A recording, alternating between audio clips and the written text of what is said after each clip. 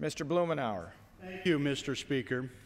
I appreciate the opportunity to, as we are concluding our activities for wrapping up on the floor, preparing for the Thanksgiving recess as people go back to work in their districts and hopefully spend a little time with their families. It's appropriate for us to reflect on the important work that has been done here in Congress under the leadership of Speaker Pelosi, Majority Leader Hoyer, working with our House Chief Administrative Officer Dan Beard to develop a Green the Capitol initiative.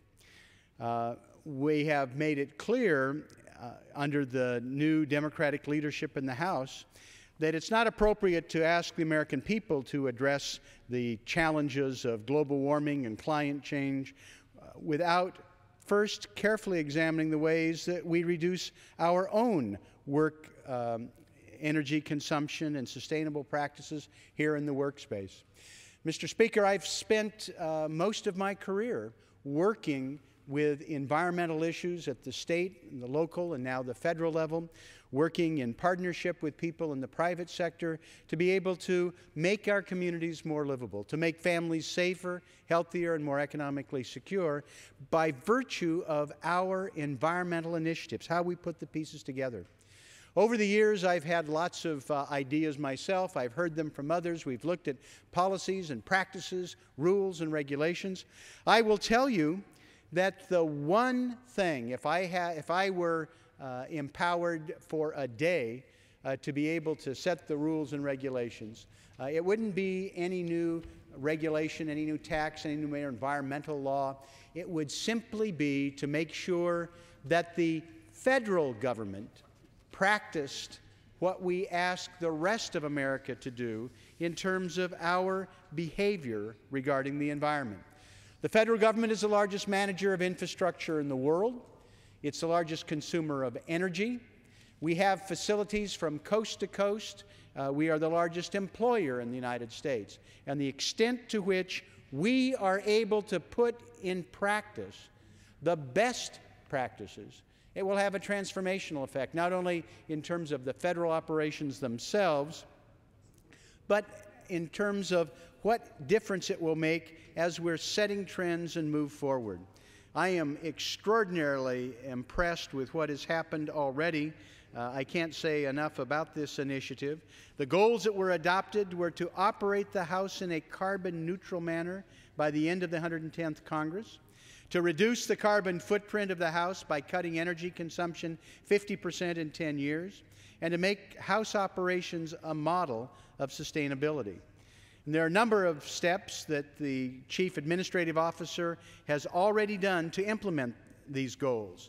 They purchased renewable energy power for electricity, funding that was approved in the legislative branch appropriations bill. We've switched the Capitol Power Plant, which provides heating and cooling to the House, to natural gas. It will improve the air quality on Capitol Hill for our residents. This was also already approved. I've personally been appalled at looking at the belching gas, coal-fired plant that powers many of the energy needs for Capitol Hill. That is being changed.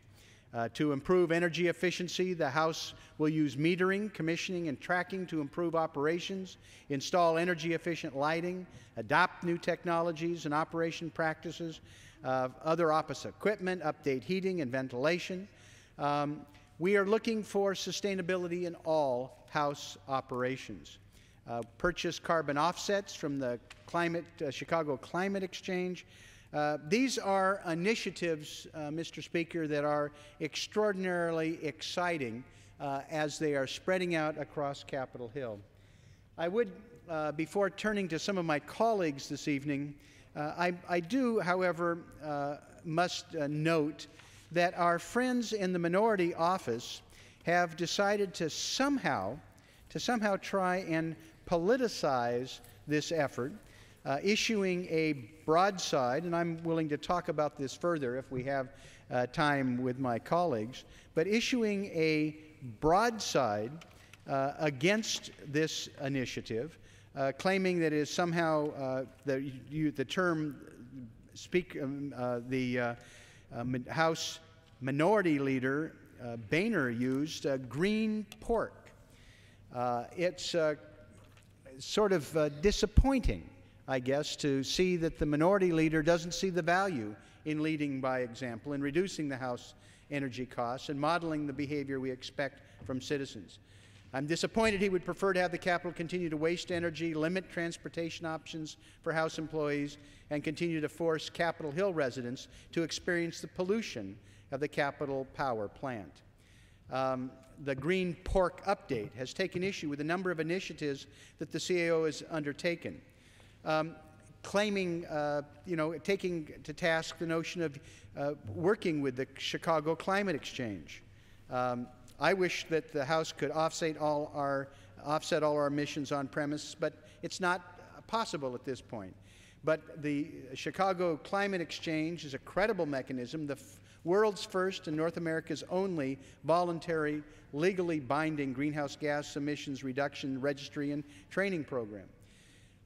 The minority leader attacks initiative here on Capitol Hill for car sharing.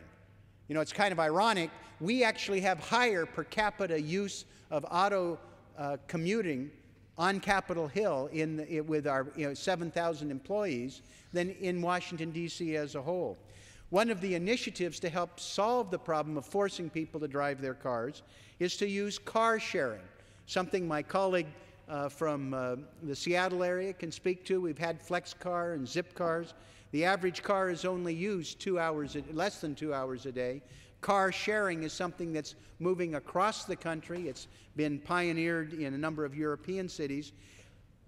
The minority leader dismisses this as a, quote, hybrid loaner car for staffers wishing to run errands or catch a movie during work hours. I find that offensive in the extreme. The 7,000 men and women who work for us on Capitol Hill are amazing. Now, I don't know what happens in the minority leader's office. Maybe he has employees that go off in the middle of the day to catch movies. I don't know of anybody, Republican or Democrat, who experiences that, and it's a slander against the outstanding, primarily young men and women who work with us. It's illegal in the first instance to go do this, but I think it really is demeaning for the people that we work with. Car sharing, if that's what they're trying to get at, is a very successful business around the country. It's recently on the GSA schedule. I'm pleased to have a small part in encouraging that to happen here on Capitol Hill. We now have over 100 employees that have signed up for it. There are cars that are parked here that people can use before or after hours for business or after hours on their own time and avoid having to drive a vehicle. I will return to this in a moment. I'm obviously quite disappointed in the minority leader slandering our employees and demeaning this effort, even picking out claiming that he's concerned about the notion of using Segways. The Segway personal transporter is not in the initiative. It's nothing that we have done in bringing forward this program. They were part of a green products fair that was conducted here 2 weeks ago on Capitol Hill, fabulously successful, but it's an example of the fuzzy thinking and sloppy research that I think typified the Republican approach to trying to green the Capitol and their dismissive nature of it now. I would, however, if I could, recognize my colleague from the state of Washington, Jay Inslee, a gentleman who is deeply involved with the environmental issue, who's just published a book, I think it's entitled Apollo's Fire, where he has spent, with a co-author, over a year researching these issues, has tremendous insights, and is using the work that he has done to help implement a sense of vision here on the House floor. It informs his work on the Commerce Committee, and I am privileged to serve with him on the Speaker's Special Committee on climate change, on global warming and energy independence, where he has made invaluable contributions, and would recognize him at this point.